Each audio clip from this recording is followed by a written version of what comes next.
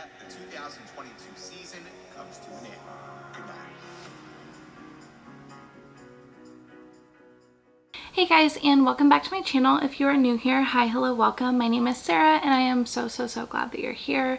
Welcome to my 2022 recap, wrap up, whatever you want to call it, but I am going to basically go through and talk about the highs and lows. So I'm not going to go through month by month, but I am just going to talk about some of the really big things or some of the memorable things that happened. I'm also going to overlay some clips and videos of moments that I'm talking about while I'm talking about them, so you guys can kind of relive it with me and I can go back and watch the recap of my year. I also have some notes I'm going to be reading from because I have some points that I really want to get across and just have for my own personal memories, but let's just jump right into it. I did go to the Girls Gotta Eat live show. I also went to a ton of concerts this year throughout the whole year. Some of my favorites were the Fletcher concert, which was incredible. I went to Sabrina Carpenter, I went to We 3, and I went to Maisie Peters and Alec Benjamin. So I went to quite a few concerts and I already have quite a few booked for next year, so definitely lots of concert content.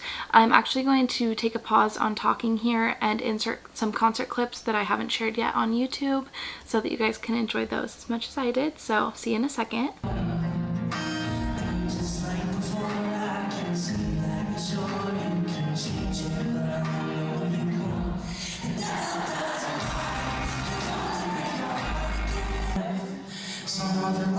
Sometimes goes viral and ruins an innocent life. It leaves an impression that teaches no lesson needs.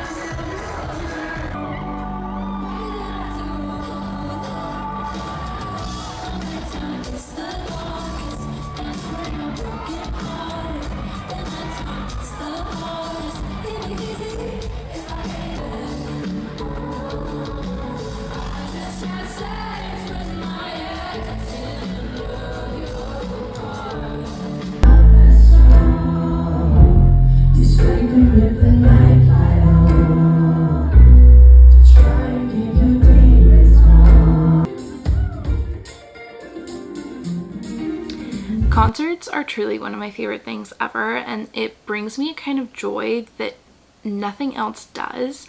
And that sounds dramatic, and it is, but I love music so much. I mean, I have a whole gallery wall of musicians and artists and things like that. I love my record player. I play vinyls all the time at the apartment, which, by the way, I moved into an apartment in 2022. I had lived away from home for 5 years, and when COVID happened, I moved back home. It was somewhat unintentional, but with timing it worked out perfectly. And then in 2022, I moved into the apartment that I'm in right now, and I've been working on renovating it and making it feel like home, which has been one of the biggest joys, and just making a space feel like me has been so incredible, and I've loved every single second of it. I love entertaining, I love having friends over, and although it's still a work in progress, it's been so great feeling like I have a place that I can truly love to come home to. That was one of my highs. It's just been incredible. Along with that, we also had a low for me was a ranch that my grandparents had. It was like a 100-acre ranch, got sold, and it's where basically every single childhood memory that I have over the summer or growing up was, and it was incredibly difficult, and it was hard for the whole family, and it was really hard for me, and that's where every memory I have of my grandpa was, and he passed away in 2008, so it was just a really near and dear place to our hearts, and we had to say goodbye to that. Of course, the memories don't leave and the photographs don't leave, and you know, we were really lucky that we got to go back and spend, you know, some time cleaning out some of my grandparents' stuff there, and keeping some mementos that, you know, are really great memories of there. But it definitely is like, feels like a piece of my heart is in that piece of land. So if you guys have ever had like, oh gosh, what the heck, I'm getting emotional. If you have ever had like your childhood home sold, I'm sure it feels something like that. This wasn't where I grew up, but it was where I spent every holiday, vacation, break, school break, everything like that. So it definitely is a place I spent so much of my time, and it has a lot of like family memories tied to that. So that was really hard, and if any of you have had to go through something like that similar this year, I do feel for you, and me too. While we're talking about low lows, my grandma also passed away this year, not the one that had the ranch, but my other grandma, and that was incredibly challenging. I'm super thankful I got to spend quite a bit of time with her during COVID, because I actually lived with her during the initial quarantine to help take care of her back when we didn't really know what was going on. Like very beginning of 2020, I was there and helping take care of her, and I'm so thankful for that time that I had with her, because you know,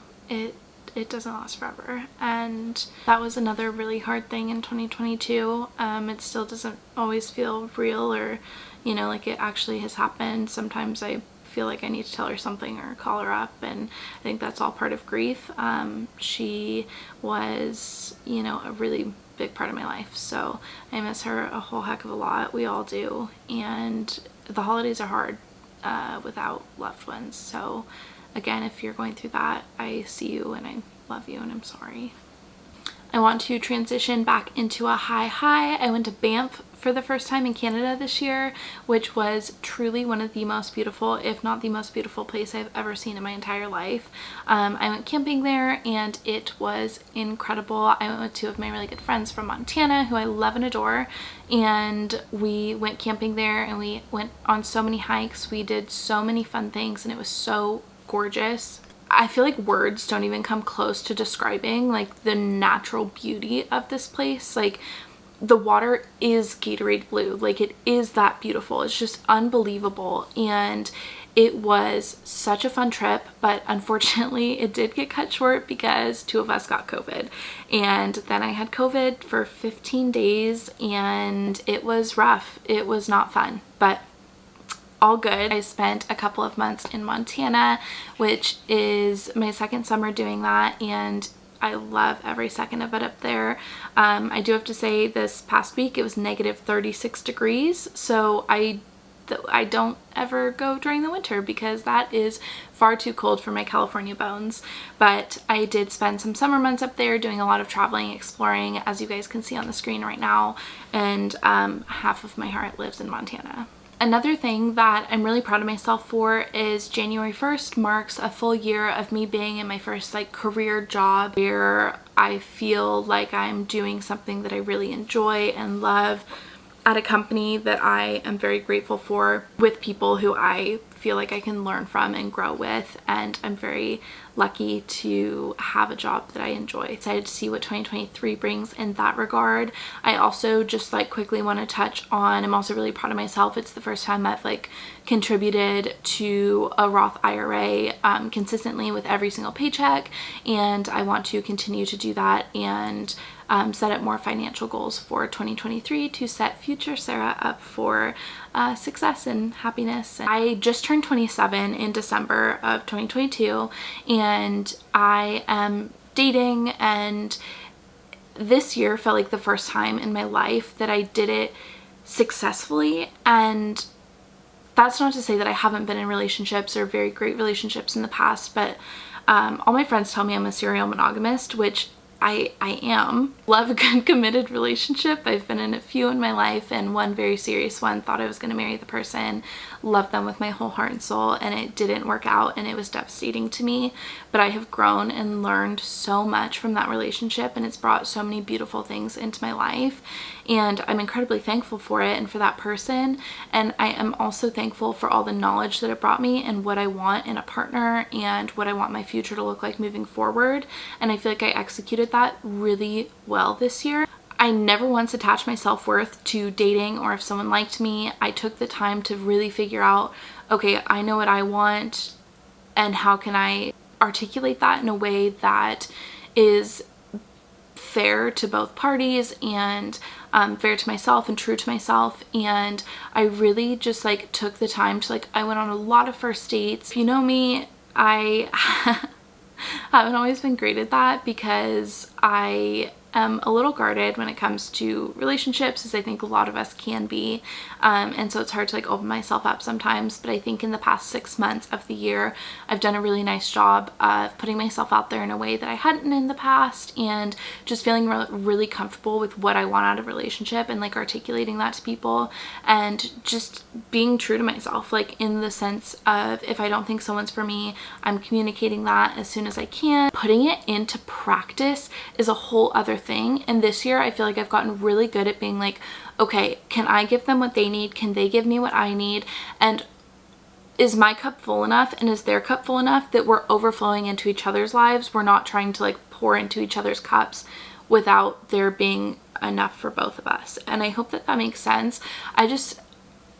I really have tried to be intentional about, romantic relationships, familial relationships, friendships, everything like that, because time is so valuable, and it just is good to take stock of that sometimes. I've tried to be as intentional as possible with people's time and my own time, because spare time to do things like first dates is not something I have a lot of in my life.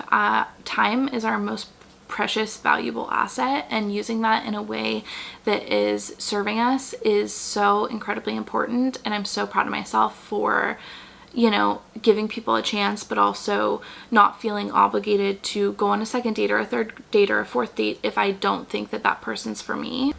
And I honestly think I want to do a whole separate video on dating in your 20s, mid to late 20s, because it's something that I just feel like I'm getting good at. I could go on and on about this for literally ever, but I did want to also say that I just am really thankful for this year. It's made me grow a lot in many different ways, and sometimes it's really hard and growth is painful. And I think that that's one of the things that when you're watching aesthetic videos on YouTube, which I love and do too, people's 5 a.m. morning routine, or beautiful coffee montage and things like that, what you don't see, and them journaling and reading all these self-help books and all these things that can be so beneficial, you don't see the really painful stuff. And social media is a highlight reel, and we know that, and we still fall into that. And it's really good to take a step back sometimes and just evaluate how it's affecting you mentally and physically. Oh, P.S. I got tickets to Taylor Swift, which was another huge high. I'm taking my mom to a concert in Los Angeles,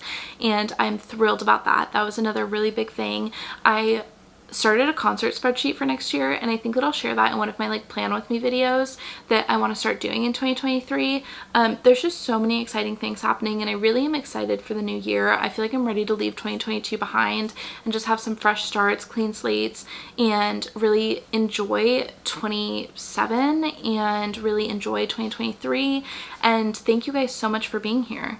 I appreciate every single person who watches my videos, but at the end of the day, it really is just a video diary of my life. So if you enjoy that and want to see life unfiltered in my 20s, and just 9 to 5 job and apartment content, travel content, just hang out with me, plan with me, get ready with me, all the things, I would love to have you here and join me for the new year.